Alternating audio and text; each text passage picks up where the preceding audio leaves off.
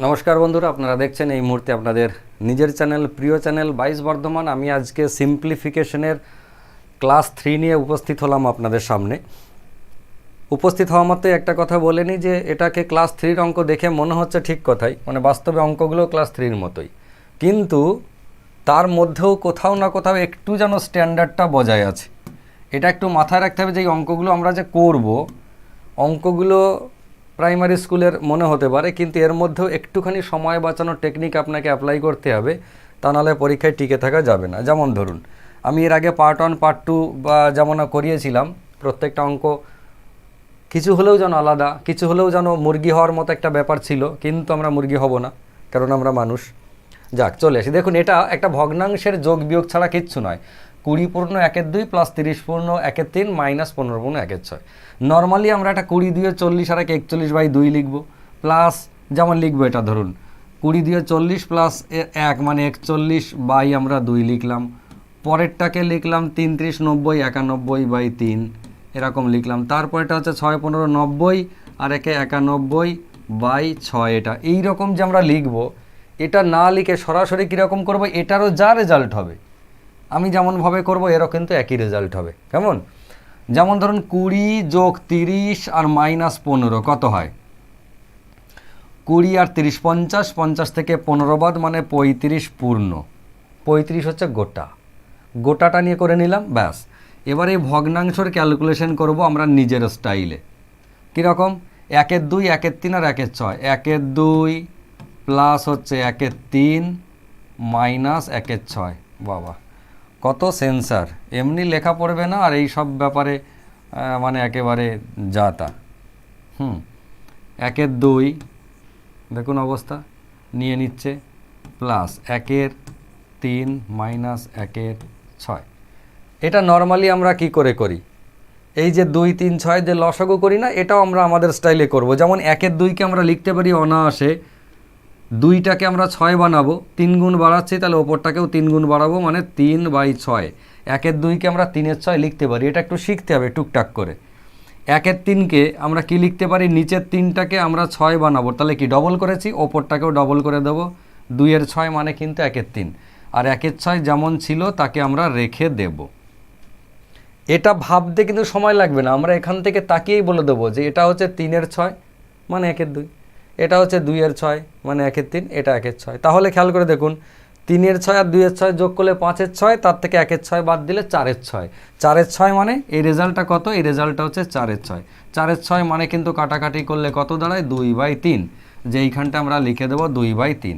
এবার এটা আমি বললাম বলে এতক্ষণ টাইম লাগলো, কিন্তু আমরা পরীক্ষার হলে করবো কী করে? 20 30 50 মাইনাস 15 35 গোটা হয়ে গেল, এর কাজ শেষ। নেক্সট 1/2 1/3 আর 1/6, একে আমরা যখনই ভাববো যে 3/6 এ 2/6, 3/6 আর 2/6 মানে 5/6, তার থেকে 1/6 বাদ মানে হচ্ছে 4/6, 4/6 মানে 2/3, বসিয়ে দিলাম 2/3, অর্থাৎ 35 পূর্ণ 2/3। ঠিক, এটা যতটা তাড়াতাড়ি আপনি অভ্যেস করতে পারবেন তত মঙ্গল, আর তা না হলে সব বুধ বৃহস্পতি ইউরেনাস নেপচুন প্লুটো এইসব হয়ে যাবে।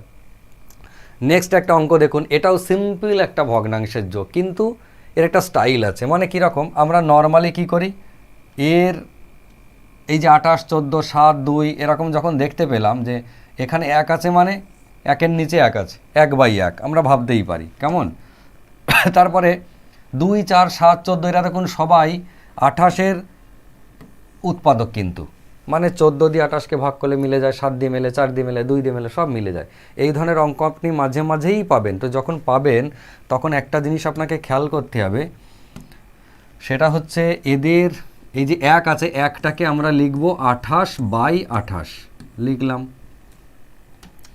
1/2টাকে লিখব 14/28। একটু আগে কিন্তু আমরা শিখেছি, কেন 2কে যদি 28 করি, 14 গুণ বাড়িয়েছি, তাহলে ওপরটাকেও 14 গুণ করব। তারপরে এই 4টাকে কি করেছি, 4টাকে 28 করলাম, 7 গুণ বাড়ালাম, তাহলে ওপরে 7 গুণ 7 × 1 মানে এইটা। ফের এই যে 1-এর 7 যেটা আছে, এই 7কেও আমরা 28 বানালাম, 4 গুণ বাড়ালাম, তার মানে ওপরটাকে 4 করব। ফের প্লাস এই 14টাকে আমরা কি করলাম, 28 করলাম, 2 গুণ বাড়িয়েছি, তাহলে ওপরটাকে 2 গুণ করব, 2 × 1 মানে 2। প্লাস এই 28টা যেমন আছে তাকে এরকমই রেখে দিয়েছি, তার মানে চেঞ্জ কিছু করিনি, ফলে ওপরে 1 ছিল 1 রইল। এই যেটা করে নিলাম, এটা হয়তো এই অঙ্কের ক্ষেত্রে অনেকের মনে হতে পারে দূর এত কিছু কেন করব, এই সবার তো লসাগু 28 হবে, 28 লসাগু করে ঝপা ঝপ একদম বসিয়ে দেবো, হতে পারে এই অঙ্কটার জন্য সেটা সহজ হবে।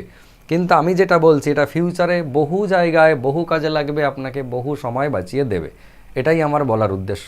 কেমন? হ্যাঁ ঠিক আছে, রেকর্ডিং হচ্ছে, আমি ভাবলাম হয়তো রেকর্ডিং হচ্ছে না, যাকগে, রেকর্ডিং না হলে সব জলে।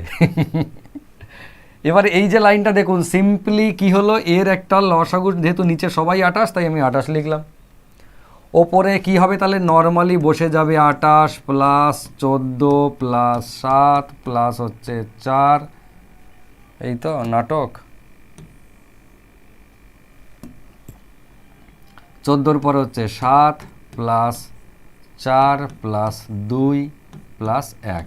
এবারে এই টোটালটা যোগ করে দেখলাম আমরা, মানে কি জিনিসটা হলো দেখুন, এই ধরনের অঙ্ক যখন থাকবে, এই নিচেরগুলো একে অপরের গুণনীয়ক, সব থেকে বড় 28 এবং বাকিগুলো সব 28কে ভাগ করলে মিলে যাবে, তখন আমরা সিম্পল নিচে 28 বসাবো।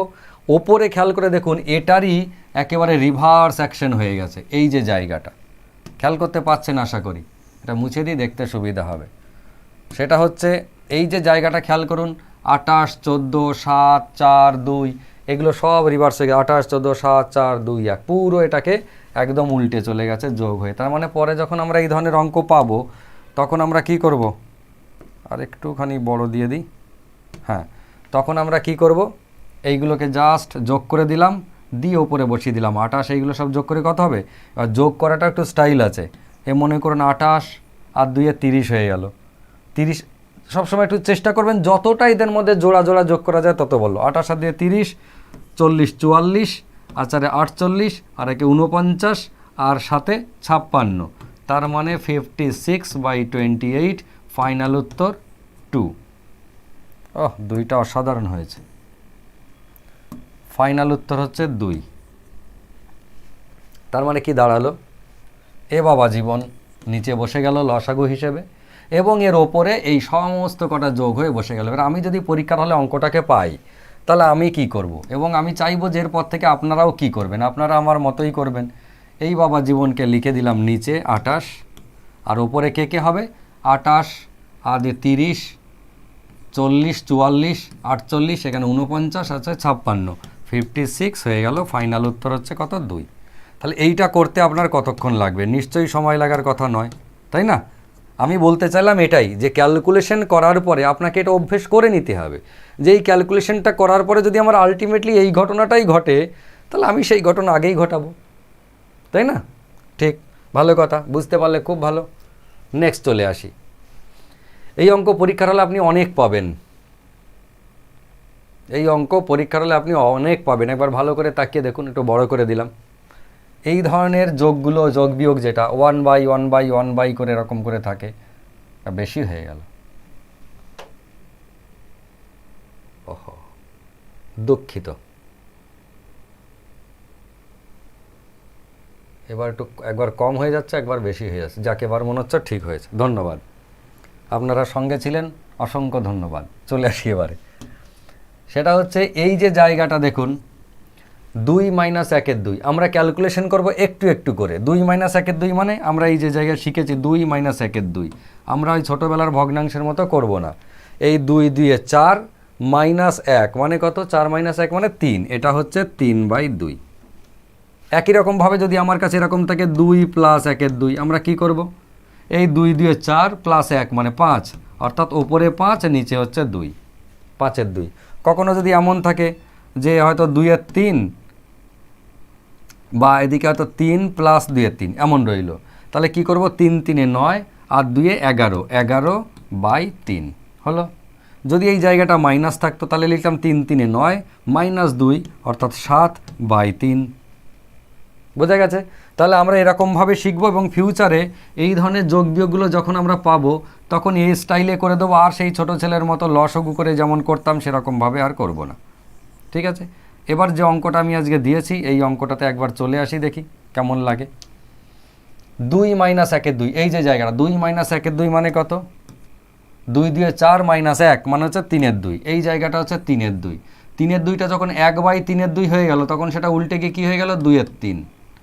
2 প্লাস 2 3 মানে 3 দিয়ে 6 আর দিয়ে 8 3, এই জায়গাটা হচ্ছে 8 3, সেই 8 3টা উল্টে গিয়ে কী হয়ে গেল 3 8 হয়ে গেল, 3 8 2 প্লাস 3 8 মানে 8 দিয়ে 16 আর 3 19/8 হয়ে গেল, 1/19/8 মানে হচ্ছে কত, ফাইনালি 8 19 হয়ে গেল।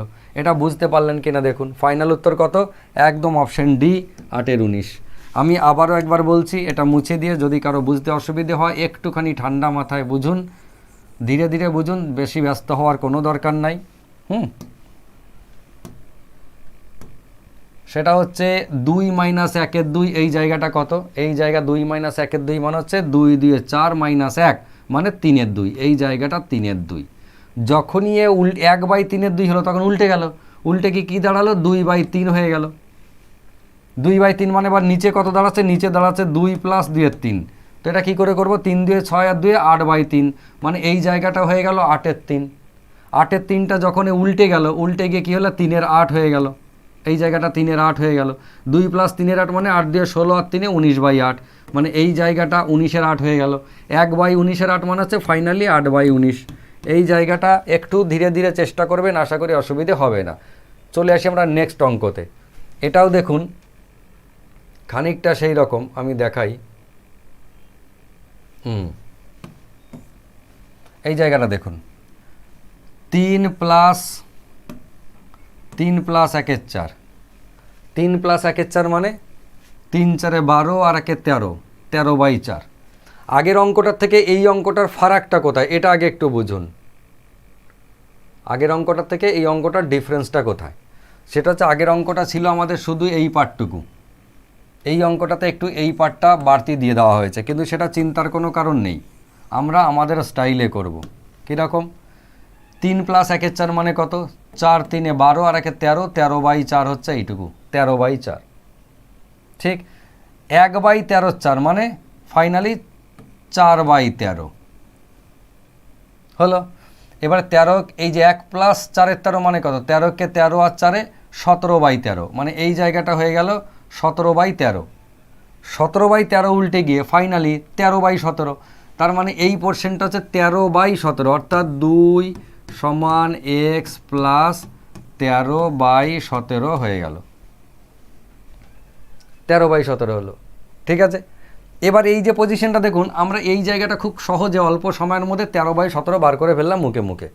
এই জায়গাটা বুঝতে কী অসুবিধা, কিচ্ছু না, x সমান কী হবে, এইটা এপাশে চলে এলো, তাই না, তার মানে 2 মাইনাস 13/17 হয়ে গেল, 13/17। এইবার এইটা কত হবে, 17 দিয়ে 34 মাইনাস হচ্ছে 13, 17 দিয়ে 34 মাইনাস 13/17। এবার 17 দিয়ে 34 মাইনাস 13, 34 মাইনাস 13 বলতে গিয়ে আমাদের একটু হিমশিম খেয়ে যাচ্ছি, তো দরকার নেই, 34 মাইনাস 13 আছে, আমি 34 থেকে আগে 10 বাদ দেবো, তাহলে কত হলো 24, এবার 3 বাদ দেবো, তাহলে 21। যদি একবারে না পারেন তাহলে এরকমভাবে ছোটো ছোটো করে বাদ দিন, মানে কি হলো ফাইনালি 21/17 উত্তর হয়ে গেল। কত, 21/17 মানে অপশন ডি। চলে আসি নেক্সট অঙ্কতে। এই অঙ্কটা হচ্ছে আমার এই চ্যাপ্টারের সব থেকে ভালো লাগা একটা অঙ্ক, ভীষণ ভীষণ পছন্দের অঙ্ক এবং খুব কোয়ালিটি অঙ্ক।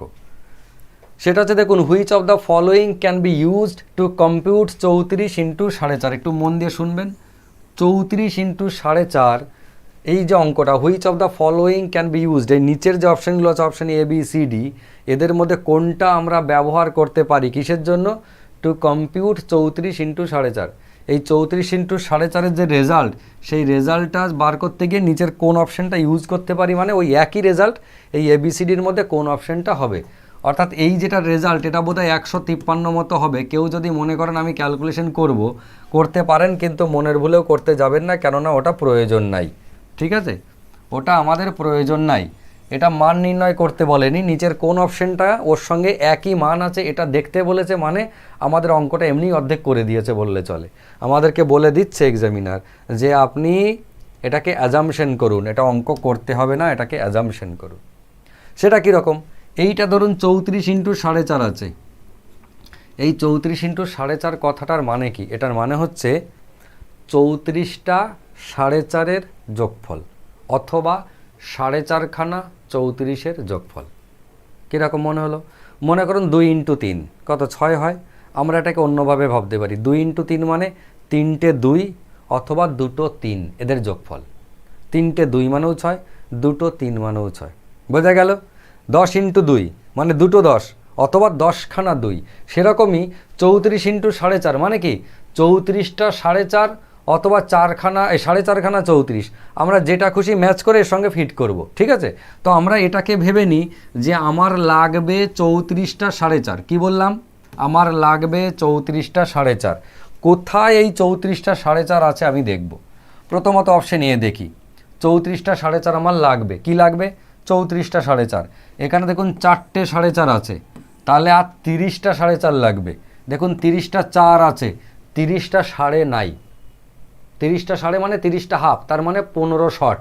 অর্থাৎ এইটার যা রেজাল্ট হবে এর রেজাল্টে তার থেকে 15 শর্ট হয়ে যাবে, 15 কম হবে। না বুঝতে পারলে আমি আবার একবার বলছি, আমাদের দরকার কি ছিল? দরকার ছিল 34টা 4.5। ওই যে 34টা 4.5, এখানে আছে 4টে 4.5, তাহলে আর দরকার 30টা 4.5। এখানে আছে 30টা 4, তার মানে 30টা হাফ নাই, অর্থাৎ এইখানটায় 30টা হাফ নাই, মানে 15 শর্ট। তাহলে এই অপশানটা ওর সাথে মিলবে না, এ কাটা। ঠিক, এবার অপশান বি ম্যাচ করাই। কি দরকার আমার? 34টা 4.5। 34টা 4.5, এখানে আছে 34টা 40। কোথায় পৌঁছে গেছে? আমার দরকার 34টা 4.5 আর অপশানে রয়েছে 34খানা 40, মানে তো বিশাল বড় ভ্যালু হয়ে যাবে, তাহলে এও বাদ। অপশান সিটাকে দেখি। তার আগে ওই একই কথা ভাববো, কি দরকার? 34টা 4.5 আমার আছে কোথায়? দেখুন 30টা 4.5 আর লাগবে 4টে 4.5, আছে 4টে 4, 4টে সাড়ে নাই। 4টে সাড়ে মানে 4টে হাফ নাই, 4টে হাফ মানে 2 কম, অর্থাৎ ওর যা রেজাল্ট হবে এ তার থেকে 2 কম রেজাল্ট হবে, তাহলে এটাও বাদ। এবার এই অপশানটাকে চেক করি। তার আগে বলবো কি দরকার? 34টা 4.5। ওই যে দরকার 34টা 4.5। কেমন? দেখুন এখানে 34টা সাড়ে আছে, মানে হাফ আছে, আর 34টা 4 দরকার। 30টা 4, 4টে 4, তার মানে এটাই উত্তর। বোঝা গেল? আমি আবার একবার বলছি, দরকার 34টা 4.5, এখানে আছে 34টা হাফ, মানে সাড়েটা আছে, আর 34টা 4 হলেই হয়ে যাবে। 30টা 4, 4টে 4। ক্লিয়ার? ব্যাস, তাহলে আমার উত্তর কোনটা? এই অপশানটাই হচ্ছে আমার উত্তর। আশা করি বুঝতে পেরেছেন। যদি বুঝতে পারেন, শেষ পর্যন্ত ভিডিও দেখেন, তাহলে অবশ্যই ধন্যবাদ জানাচ্ছি ধৈর্য ধরে শেষ পর্যন্ত আমার সঙ্গে থাকার জন্য। আর যদি শেষ পর্যন্ত দেখেন মনে হয় যে না এই অঙ্কগুলো থেকে কিছু একটু শিখলাম, বুঝলাম, তাহলে অবশ্যই কিন্তু কমেন্টে জানাতে পারেন। আমি এর পরের দিন অন্য একটা চ্যাপ্টারের আবার এই 3-4টে পার্ট দেবো। দেওয়ার পরে এইভাবে আবার আস্তে আস্তে কিছু কিছু চ্যাপ্টারের, মানে সমস্ত চ্যাপ্টারের পার্ট 1, পার্ট 2, পার্ট 3, পার্ট 4 এরকম করে দিতে দিতে গিয়ে একটা একদম বেসিক লেভেলটা কভার করিয়ে ফের মডারেট লেভেল ধরবো, ফের অ্যাডভান্স লেভেলে যাব। ঠিক আছে? তো স্মার্ট বোর্ড যেহেতু এসে গেছে, দেখছেন তো কত ডিস্টার্ব। এখনও পর্যন্ত স্মার্ট বোর্ডের ভালো রকম ডিস্টার্ব আছে, কোনোভাবে সারা দিন চলে যাচ্ছে এর সেটিংটা রেডি করতে। কোনো সময় পাওয়ার পয়েন্ট রেডি করতে পারছি তো অ্যানোটেশন হচ্ছে না। এই যে দেখুন আজকে দাগ দিচ্ছি, এখন দাগ পড়ছে খানিকক্ষণ পরে, তাহলে অ্যানোটেশন ভালো নেই। পিপিটি খোলার জন্য অন্য অ্যাপ্লিকেশন ইনস্টল করছি, তার পিপিটিগুলো ভেঙে যাচ্ছে না, ঠিক হচ্ছে, কিন্তু অ্যানোটেশন ভালো নেই। কোনোটার অ্যানোটেশন ভালো আছে তো পিপিটি ভেঙে যাচ্ছে, এরকম আর কি। আর পিডিএফে তো করাই যাচ্ছে না। যাকগে, যত তাড়াতাড়ি সম্ভব এই বিষয়টার শর্ট আউট করবো। শর্ট আউট করে নিয়ে আপনাদের সামনে পুরো দমে আমি আসতে পারছি না, কেননা ভালো রকমের জ্বালাচ্ছে এটা। ঠিক আছে? তাহলে আপাতত সবাই ভালো থাকুন, সুস্থ থাকুন, সুন্দর থাকুন এবং দেখতে থাকুন আপনাদের নিজের চ্যানেল, প্রিয় চ্যানেল 22 বর্ধমান। তার আগে যেতে যেতে একটা কথা বলে দিই যে আপনারা যদি মনে করেন যে আমাদের কাছে পড়তে আসবেন, তাহলে অবশ্যই আমাদের পেড কোর্সে আসতে পারেন। ভারত বাংলাদেশ দুটো দেশ থেকেই আমরা ক্লাস করাই, দুটো দেশের স্টুডেন্টই পেড কোর্সে ক্লাস করেন এবং বাংলাদেশেরও ভালো রেজাল্ট পাচ্ছি আমরা। সেই হিসেবে আমাদের সমস্ত কোর্স অনলাইন অফলাইন রয়েছে। এখানে দেখতে পাচ্ছেন মোটামুটি যেগুলো পেরেছি আমি লিখেছি। এই WBCS, bank, rail, PSC, SSC, CGL, CHSL, MTS থেকে শুরু করে একেবারে টেট, আইসিডিএস সব কিছু, এসএলএসটি, পিটি সাবজেক্ট দুটোই, তার সঙ্গে এনএম, জিএনএম সব রকম, মানে আইএএস এবং এনডিএটা বাদ দিয়ে মোটামুটি বাকি সবগুলোই আমরা ফুল পিক আপে পুরো দমে ক্লাস শুরু তো হয়েই গেছে অনেক আগে, রিসেন্টলিও ক্লাস চলছে, ফিউচারেও ক্লাস শুরু হবে। তো চাকরির পরীক্ষা কবে বেরোবে, কীরকমভাবে বেরোবে, এর জন্য শুধুমাত্র বসে না থেকে যে বেরোবে তারপর আমি প্রস্তুতি শুরু করব, এই কাজটা করতে যাবেন না। আমার কাছে হোক, অন্য যার কাছে হোক, নিজে বাড়িতে হোক, যেখানে খুশি পড়ুন, কিন্তু নিজেকে তৈরি রাখুন। চাকরির পরীক্ষার ফর্ম ফিল আপ হয়ে পরীক্ষা যেদিনই হবে আপনাকে যেন ফের আর প্রস্তুতির জন্য টাইম না চাইতে হয় যে আমার কাছে টাইম নাই, কি করে এইটুকু সময় প্রস্তুতি নেব। ফলে এখন নিজেকে তৈরি করে রাখুন। ঠিক আছে, সবাই ভালো থাকুন, সুস্থ থাকুন, সুন্দর থাকুন। ধন্যবাদ, নমস্কার, দেখা হচ্ছে পরের ভিডিওতে।